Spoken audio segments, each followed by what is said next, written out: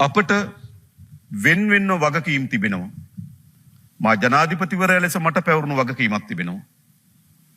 අපේ නාවික හමුදාපතිතුමාට එතුමාගේ දූරය අනුව වගකීමක් තිබෙනවා. ඔබට ඔබගේ දූරය අනුව වගකීමක් තිබෙනවා.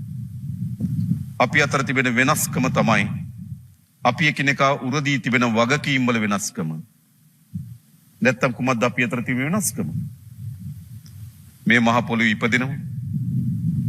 මේ ආර්ථිකයත් එක්ක පොරබදනවා. මිය දෙනවා.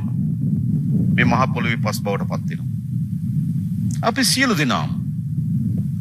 එහෙනම් අපි අතර තිබෙන වෙනස්කම් මොනවද? අප අතර තිබෙන වෙනස්කම් තමයි අපි එකිනෙකාට පැවරී තිබෙන වගකීම් වල වෙනස්කම්. ඒ සෑම වගකීමක්ම ස්ථාවර රාජ්‍යයක් වෙනුවෙන් අපිට අවශ්‍යයි. සෑම වගකීමක්ම. පොලිසිය මහත්මයාට පැවරී තිබෙන වගකීම, යුද හමුදාවේ නිලධාරියට පැවරී තිබෙන වගකීම, නගර සභාවේ වැඩ කරන සේවකයාට පැවරී තිබෙන වගකීම, ජනාධිපතිවරු ලෙස මාහට පැවරී තිබෙන වගකීම, මේ සියල්ල වගකීම්. රටක් ඉස්සරහට යා හැකි යන්නේ කෙසේද?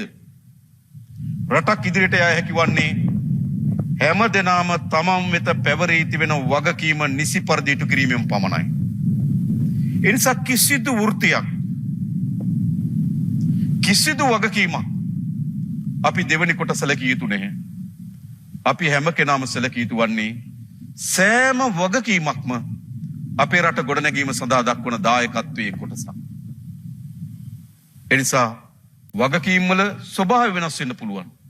හැබැයි අපි හැම දෙනාම අපි එකිනෙකා මත පැවරී තිබෙන වගකීමක් දෙවුර මත දරාගෙන සිටිනවා. අපි සෑම දෙනාම එක්ව අපේ දෙවුර මත පැවරී තිබෙන වගකීම් නිසි පරිදි ඉටු කරමු.